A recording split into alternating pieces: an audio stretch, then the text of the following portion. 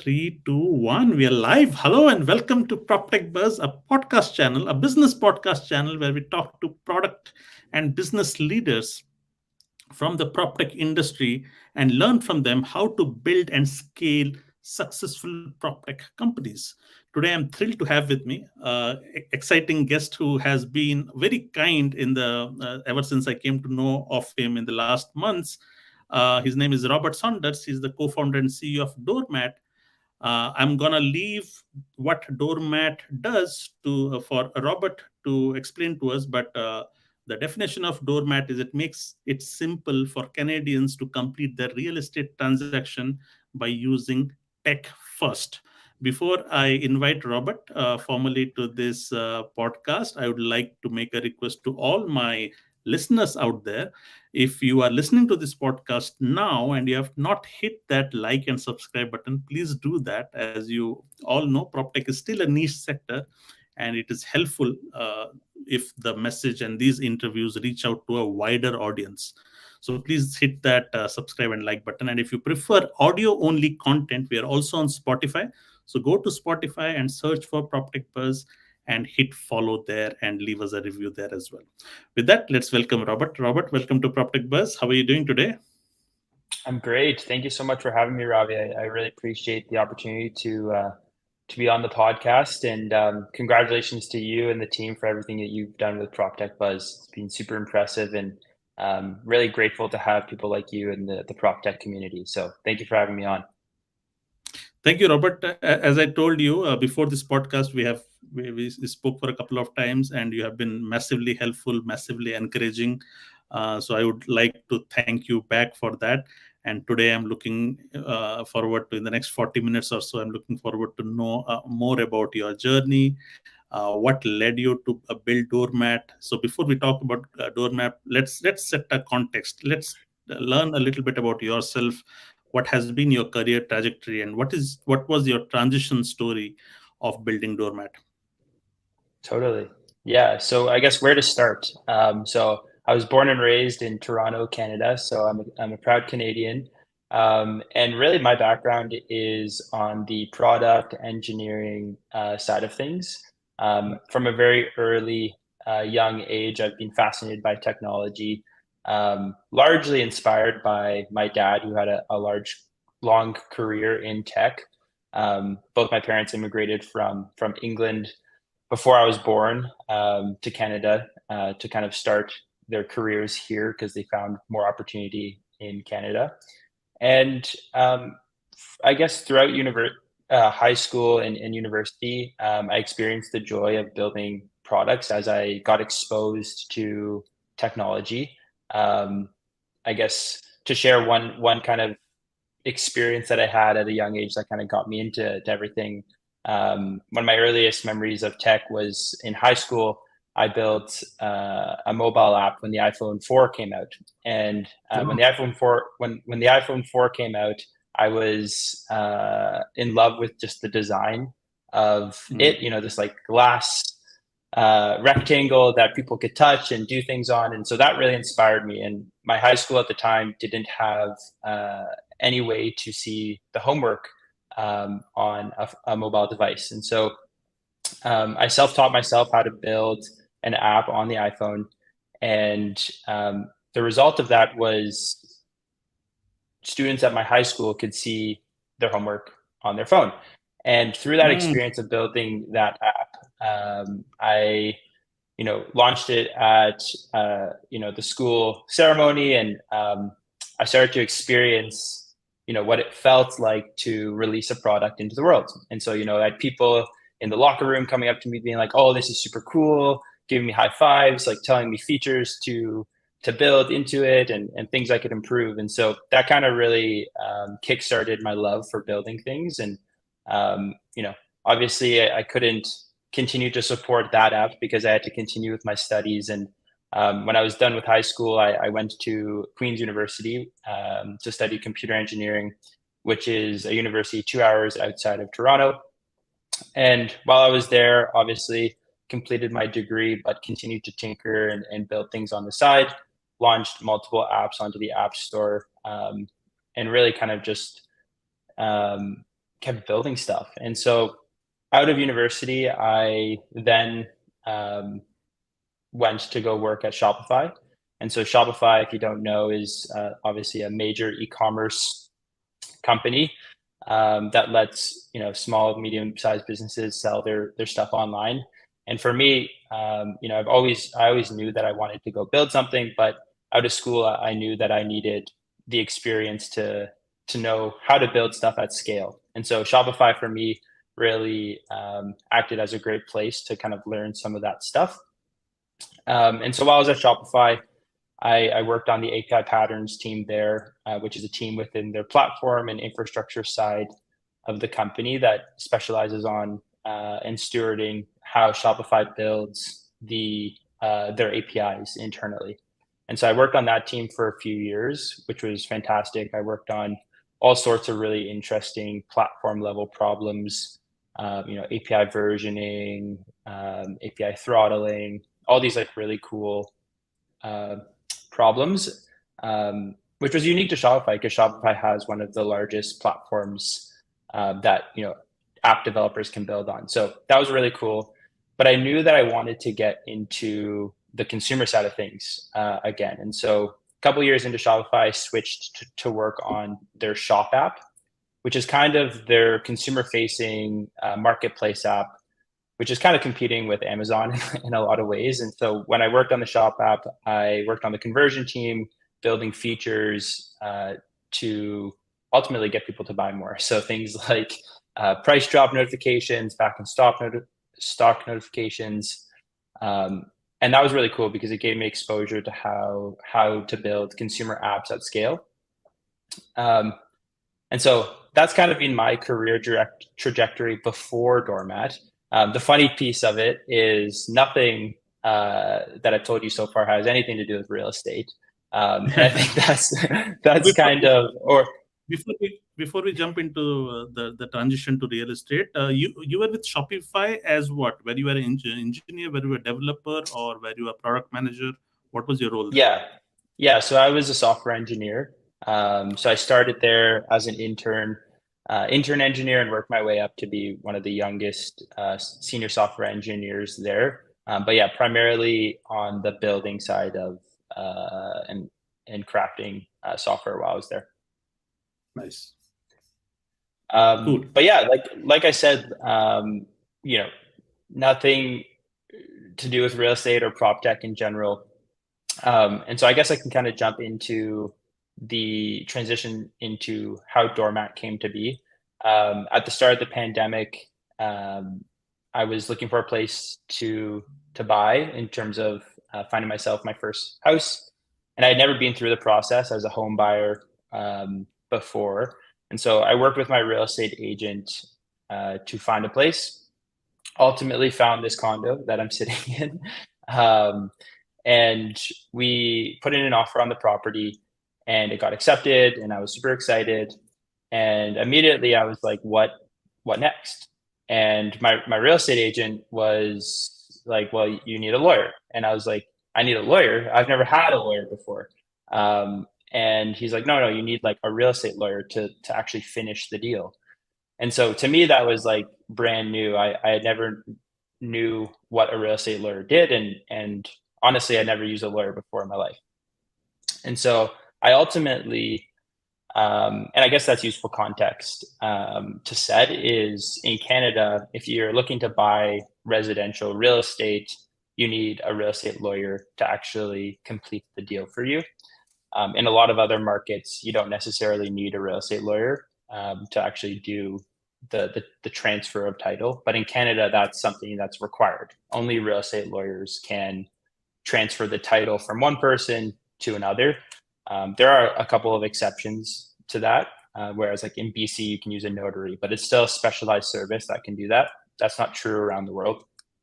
And so anyways, I ended up taking the lawyer that was recommended to me by my real estate agent and went through the process to finalize my deal. And so it was a few weeks, the closing process from between the offer to the closing date. I think it was 3 or so weeks. And in that period, I worked with my lawyer and primarily everything was happening through email. And so there was lots of back and forth with my lawyer asking me for things like, do you have your insurance binder? I didn't know what an insurance binder was. So I quickly sent back to him being like, okay, what's an insurance binder? And he's like, oh, just like home insurance. And so I was like, okay, I had to go find home insurance. And then, lots of documents being passed back and forth through email. I eventually had to go into his office to sign the documents, and then again to go drop off the check to actually pay for the property, and then again to actually go pick up the keys. And so really that process, my own home buying, home purchasing process was pretty enlightening, in the sense that I didn't know what a real estate lawyer did. And then when I went through the process, I just found the process to not live up to my expectations from a consumer point of view. Like I'm very familiar with, all the apps that people are using now. So Uber Eats, DoorDash, TurboTax for filing my taxes. And honestly, I'm the type of person who, if given the opportunity to do something online, I will do it online because I just prefer doing it that way. It's more efficient, saves time, and it's a lot simpler. So coming out of my experience, I was a little bit shocked that there wasn't really a great solution on the market for closing residential deals that kind of match these consumer expectations of a digital product. And so ultimately, that is what led to the origin of the idea behind Doormat. And I can get into kind of how, like the founding story, how I brought on my co-founders and stuff. But yeah, that's the origin, that's the transition. It was really kind of rooted in my own experience going through the home buying process. Excellent. It takes a special person to notice a bad experience and then take the initiative to actually to build something and course correct and make it better. Not everybody acts on a bad experience. So help me understand how what went into your mind after this experience. At what point did you realize that, hey, I think this is a problem that needs to be solved, and this can be scaled, and this can actually turn into a real business? What happened? How did you make this experience and turn this into a business? Yeah. So I guess going back to my, uh, you know, my personal story, I'd always known that I wanted to do something, but it was always about finding the right idea that actually meant something to me and was a problem that I had felt. And for a long time, I hadn't had a problem like that. And so when I went through the process of buying this property, this problem stood out because I was like, okay, I actually experienced it for myself and I know I want to do something. And so immediately after experiencing it, I kind of just went into solution mode, which is, okay, what is the lawyer actually doing, in terms of like making this possible? Is this something that we can apply software to? Is there a reason why this hasn't been done very well before? And so I guess the starting point for me was really answering a lot of those questions. So thankfully, I knew another real estate lawyer after looking deep in my network that, funnily enough, I didn't ultimately use to close my deal. But the first step in the process was actually to go to him. And so he is ultimately one of my co-founders, Ben, who is a real estate lawyer. And I went to him and I asked him, what is the process that you go through to actually do one of these property transactions? And so we spent, many nights and met many times to kind of like really get me to understand the process. And it was really helpful to do that because I was coming at it from the lens of, okay, how can we build a product around this? And he was coming at it from the lens of like, this is how things are currently done. And so through working with him, I was still at Shopify at the time. We worked nights and weekends to kind of build, a minimum viable product. And then subsequently we left full time at the end of last year to actually take Doormat and build a company around it. And so I guess to answer your question, it kind of just came from my personal feeling that like, okay, this is a problem that I actually feels like it needs to be solved. And Yeah. then talking to Ben to actually realize that, this is something that we could do and could build together. Yeah. And I guess like the big thing that kind of made it in my head that this could be a business was because of the Canadian market, it's almost a bit of a captive market. Like consumers need a real estate lawyer. So there's this element of if you build a better mousetrap, they might come. It's not necessarily like a net new thing. We're just like taking something that's traditionally been done one way and just making it significantly better to meet the new standards for consumers. And so that's where like the business part of it in my brain was like, like there's a demand for this service. And if we actually do this better, we might have something. Got it. So help us understand what this new solution is, how far, how better it is from the status quo that you had to go through. Help us understand the new experience. So if somebody goes through the experience of Doormat, what is the experience today? Totally.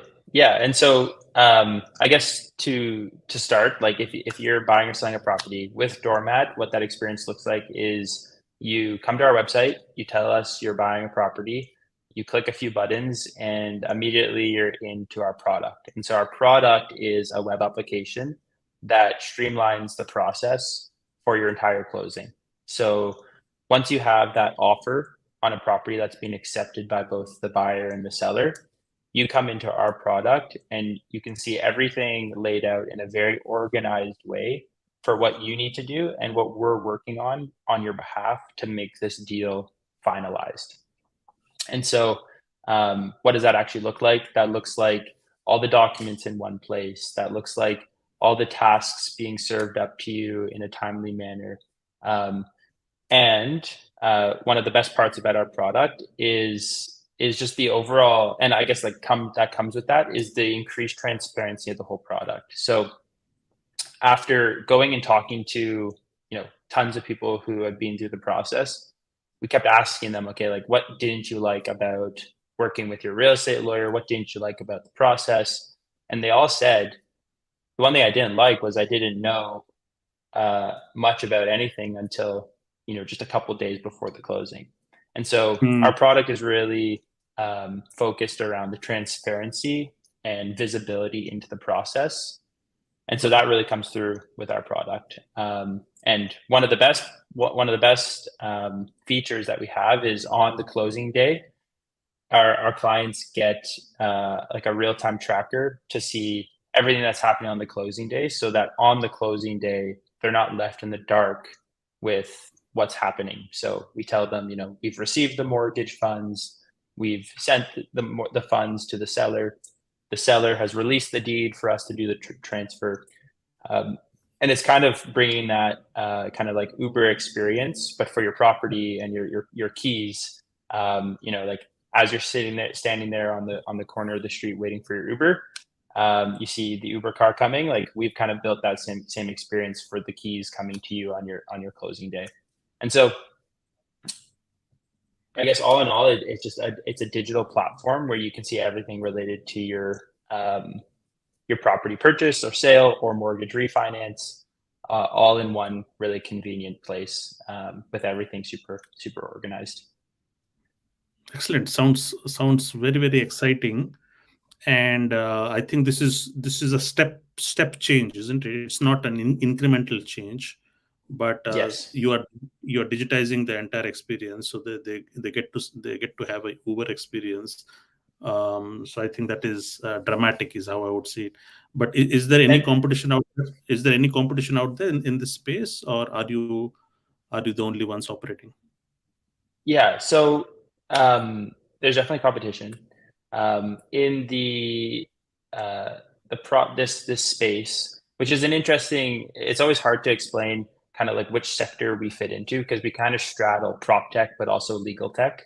If you look Hmm. at if you look at like real estate lawyers as a whole and what that market looks like in Canada, there is no clear market leader for this space. So there's no consumer brand that Canadians know to use to close on their property.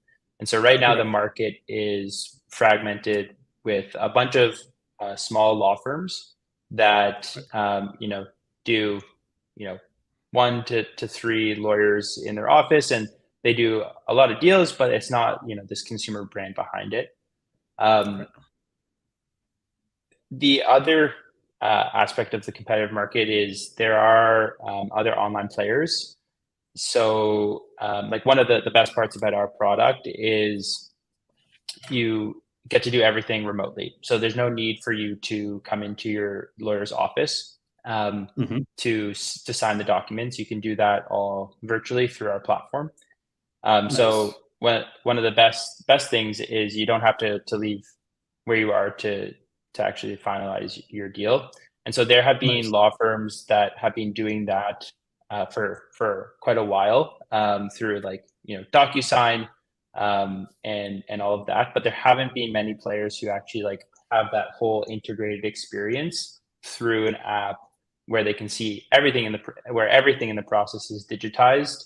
It's just little snippets of the process that digitized in an example being the document signing as one of those pieces. So there's certainly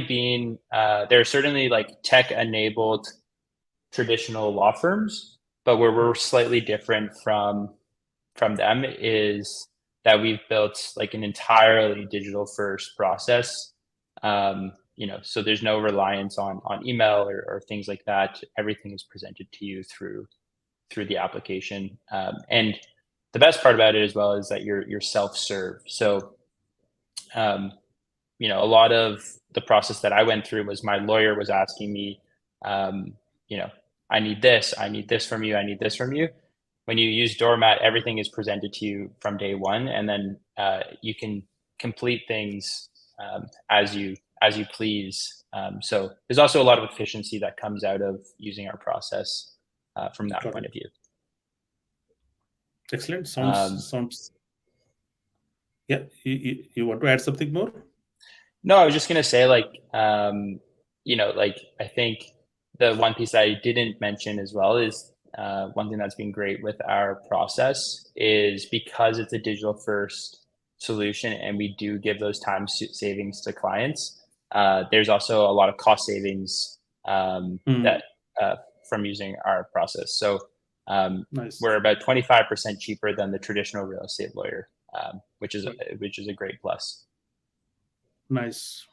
No, this is remarkable, especially if I, first of all, there is so much of anxiety in this process, okay, and especially if you are not aware of this entire, and I do not know how it is. I'm sure Canada must be better in some manner.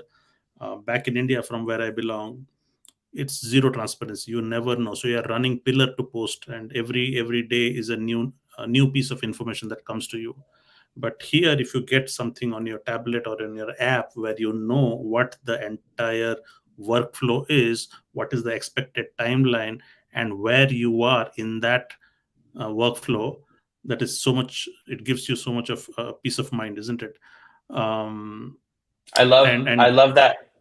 I love that word, peace of mind. That's what we say all the time internally in our team. Is it is our mission to give our clients the peace of mind that we're handling their deal and that we're on it. And a big part of that, to what you just said, is giving them the visibility. It's funny, we've seen people just open up the app. There's nothing for them to do, but they just scroll around and it gives them comfort by just seeing where they are in the process. Even though nothing's changed since the last time they'd been in the app, right? It seems like they have some kind of control, isn't it? Otherwise they do not have any sense of control. Excellent. Thank you for sharing that. Now let's talk about what's your business model like? So how do you price yourself? How do you offer? Is there a SaaS play here? Because usually when you are buying any property, it's a one-time affair, isn't it? So how do you ensure that you have predictable revenues and stuff like that? Do you want to shed some light there? Yeah. So what is our business model? It's pretty simple answer to what you just said is every single transaction that goes through Doormat, we collect our fee. So there is no recurring element to our offering right Mhm. now. And so, yeah, that's the simple answer. Every transaction we collect a fee. And so really, as we're looking to scale our platform and our product and grow as a company, we're really trying to optimize for the number of transactions that go through our product. And so to your point about like predictability of uh, revenue and all that stuff, there is an element that of our business that does ride with the real estate market, just because the number of of deals changes depending on the different seasons of the year. We are looking into how we can build in some of that recurring revenue sources into our product, but right now we're really focused on building the world's best experience to close on properties, and unfortunately, there's not um, a different business model than just collecting that fee for every transaction. Got it. Who are you selling your product to? Is it the end customer, or are you also selling it to the lawyers? How does it work out? Yeah, so we sell direct to consumer, so directly to home buyers and home sellers. Um, we've been questioned, many times before, is like, why don't you just sell your software to lawyers and let them, use it to service their clients? Yeah. From the very beginning, we've decided that we we want to control the whole experience, and so to be able to do that, we need to have the lawyers ourselves, and also make the software for ourselves instead of going that B2B play. So yeah, that's just been a decision for ourselves. Like there's plenty of software in the market for lawyers to kind of help service these real estate deals, but none of them kind of have a focus on the consumer experience. And if you go back to my original kind of like pain point and kind of what started Doormat, was the experience with the actual lawyer, and that interaction was not a good one. And so to be Mm. able to have that good experience, I feel very strongly that you need to control every part of it. Because if you did just build the software for the lawyer, you still can't control, the experience between that lawyer and the end user, because Got it. it's entirely up to how the lawyer uses the software. And so our approach has been to kind of be the one-stop shop and have the software, but also perform the actual service as well. Got it. I'm very curious about entrepreneurs who build a very disruptive product, to understand how they sell now. How do they distribute? Okay, what's your go-to-market strategy? So, what has been some of? By the way, how long has your product been in the market now, Doormat? Yeah, so we launched our product publicly in February, and so we've done over 50 transactions since that. So we're still Oh, very early in our journey, but yeah, it was launched in February. and But yes, yeah. as it relates What's to your your question about the go-to-market strategy and how we get distribution, how we acquire those customers, yeah. one thing that we found has been working really well for us is um, partnering with real estate agents. And so if you go back to my experience, how did I find my lawyer? My real estate agent was the one who recommended a lawyer to me. And so really what we've been focused on is how do we become that recommendation that a real Hmm. estate agent gives? And so um, I haven't had a chance to talk about it yet, but one thing that we're doing that's really exciting is we have this product called Doormat Partners. And so Doormat Hmm. Partners is an app specifically for real estate agents and mortgage brokers to be Hmm. able to see all of the deals that are happening through Doormat and stay in the loop themselves. And so when we Hmm. went to go talk to some of these partners, these real estate agents, they said, "Oh, like one thing I don't like about the lawyers my clients currently use is the lawyers don't tell me when things happen, and a lot of times the client tells me when something happens with the lawyer, and that's not a great experience because like I should just be hearing it directly from the lawyer. And so, and also they're just not in the loop themselves. And so with this Doormat Partners product, we're actually building for real estate agents and mortgage professionals as well as our core clients. Right. So real estate agents can track their clients' deals as they happen. And that's been a really effective strategy to kind of hook these agents in. It's like, hey, if you refer us your client to close with Doormat, you get to track your client's deal through your own app as well. So you're never lost. You're never like in the not in the loop yourself. So that's been like our biggest go-to-market strategy in terms of like winning the real estate agents. And then there are other pieces to that as well, which are primarily on, we've been focused on SEO as well as we hope to play with, digital advertising, but we haven't done that yet. Nice. Excellent. So help us understand the size of this business here. How big is this market in the Canadian market? Like, what's the frequency of transactions? What's the volume of transactions also? Give us a sense of the market opportunity there.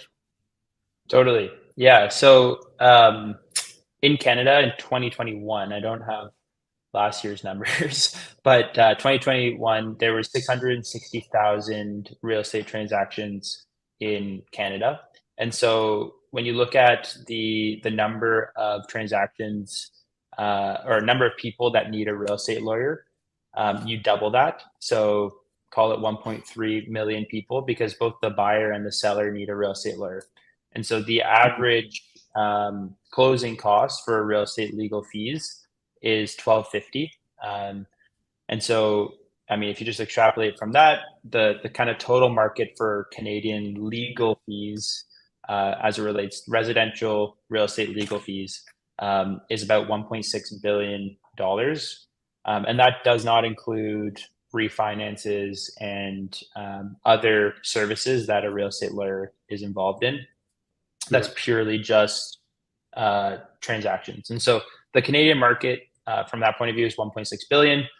Right now, we can only operate in Ontario, and that's primarily because every single province in Canada is regulated differently from a legal point of view. And so for us to be able to operate in other provinces, we need to get lawyers in those provinces as well. And so right now in Ontario, that market, it represents around half or just less than half, which is 675 million in real estate legal fees. So it's a pretty sizable market, but it's definitely not like the biggest one. It's not those like $100 billion markets, but it's a market that's being underserved. And if you got meaningful market share, it can be like a massive opportunity, right? Those are still huge numbers. Could you add more use cases in the days to come? Like, could you extend adjacent features on top of that? Like, do you have? I'm sure you have imagined, right?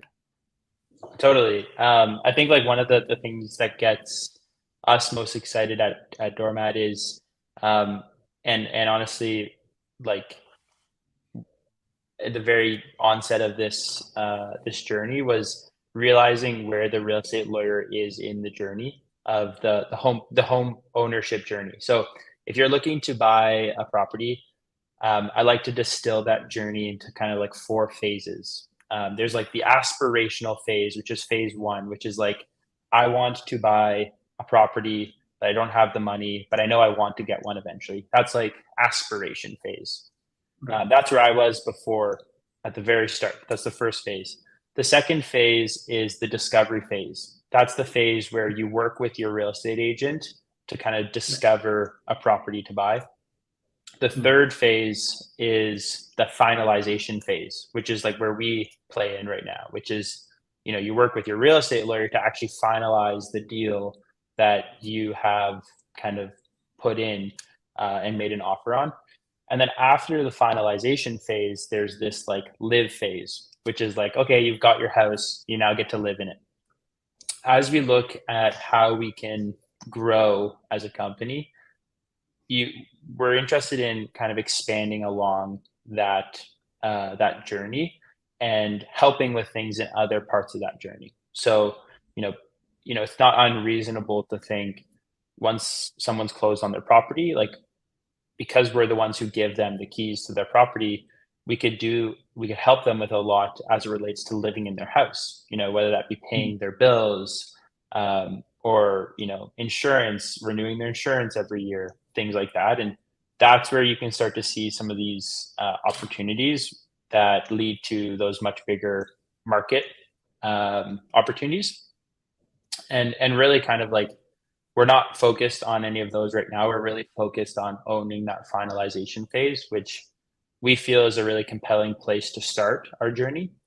If you look at the other phases, the discovery phase and stuff like that, it's a pretty saturated market. There's lots of companies to find properties on, lots of real estate brokerages. There's a lot of players in those spaces, but in Canada, at least, there hasn't been many players in this finalization phase. And so we're focused on building that and making it the best possible experience. And then from there, we can kind of grow to kind of those other parts of the journey. And we feel that we'll be well positioned to leverage where we are right now to be able to help in those parts of the process. Nice. Does that somewhat answer? Yeah. Interesting. I also wanted to know if you see any disruptions happening. Do you see impact of AI happening here? Do you see the ground shifting in a very interesting way in the coming years? I always ask this question. This is a question I always ask, because usually the founders are visionaries, right? So they are always scanning the horizon on what is to expect in the coming years.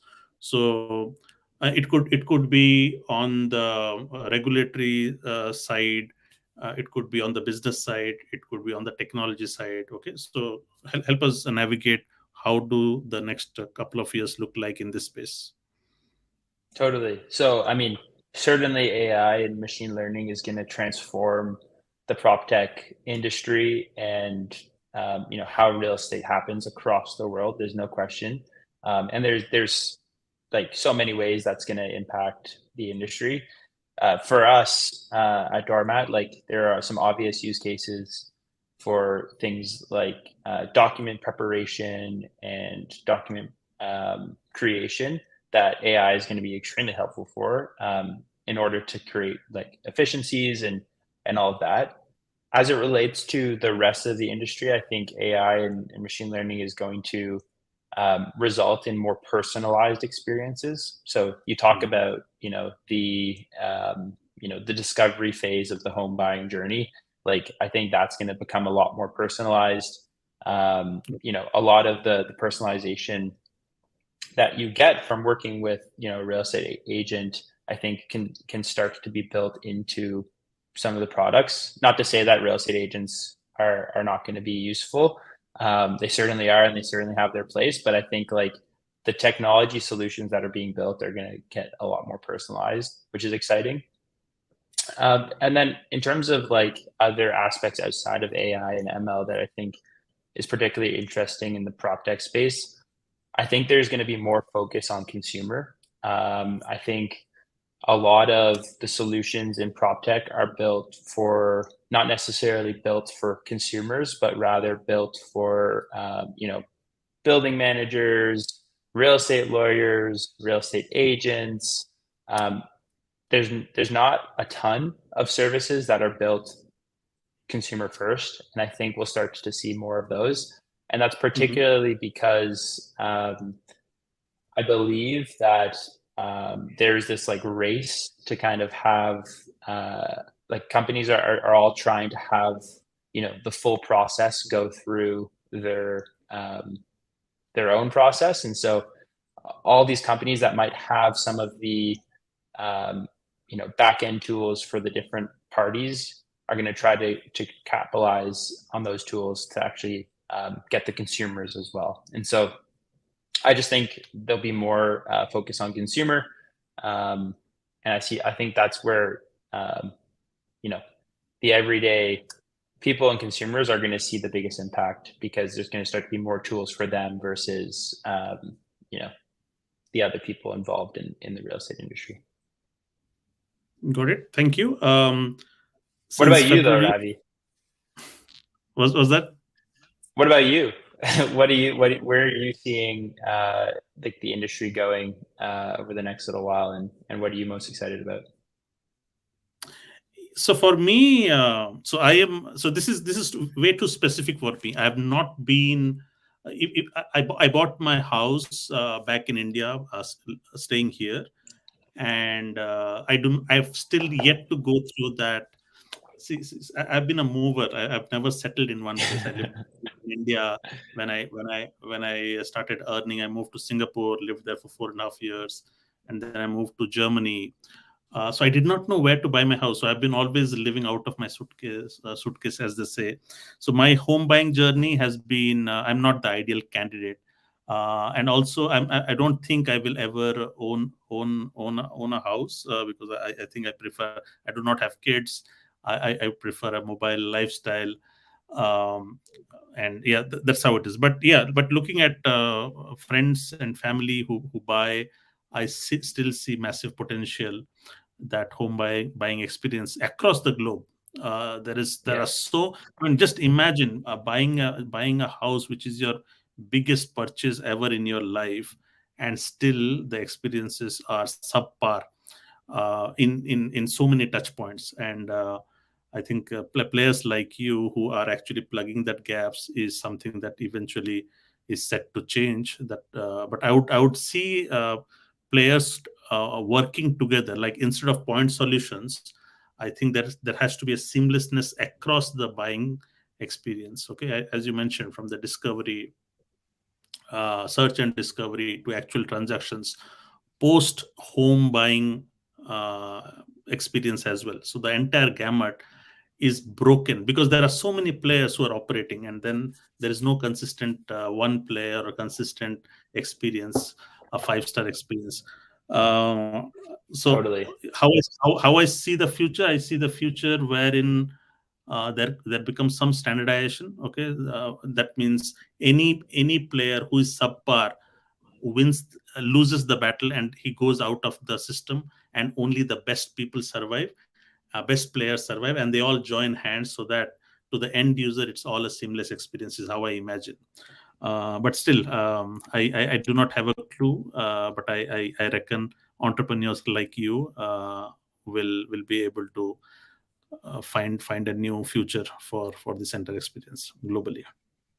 Totally. I love that. And hopefully, like, with the, more technology being created, that integration between companies can be a lot more seamless, because the companies themselves are being built on top of technology. Like, I think that a lot Yes. of the problem with the industry is a lot of companies are not built on tech. So when you start to integrate and try to create those seamless experiences, they're, it's harder, because it's not just like an API integration. It's a Yes, lot and more than that. there are no open standards as well. Okay, as a result, there is a lack of so there is a lot of gaps when it comes to handover or two systems talking to each other, especially when they are not from the same company. Then it's very hard. So that I think there are organizations like RESI who are trying to solve by creating open standards for real estate data and stuff like that. So yeah, exciting days to come. Yeah, so you threw me off guard by posing Sorry, my sorry. no. That was it was interesting to be on the opposite side as well. But my next question was, okay, always, even though your journey is still new. Okay, you started in February, but what have been your biggest lessons in this journey, both your lows and the highs? Maybe we can start with your lows, where you felt maybe okay, things are not meant to be the way they were, uh, and then what were the highs? Yeah, it's a great question, and honestly, it's hard to synthesize all the lessons that I've learned into, like, a couple of nuggets. entrepreneurship, like one of the biggest lessons. I'm a first-time entrepreneur, first-time founder. Similar with my co-founders. I think one of the biggest lessons is that entrepreneurship is incredibly hard. I don't think I think I could have known that going in, but now that I've lived it, I've really seen it. Um, Things don't get any easier. Every day is a challenge, but that's also what makes it so fun and rewarding. So, I mean, that's one lesson is entrepreneurship is hard, but I think that is a well-known thing.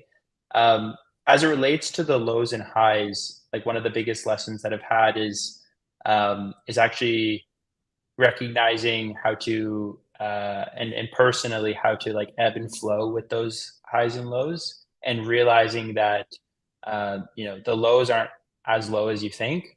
And there's a saying that I constantly say to myself, which I don't know. It's definitely someone famous who said this, but it's just always stuck in the back of my head whenever I'm in a low, which is this too shall pass.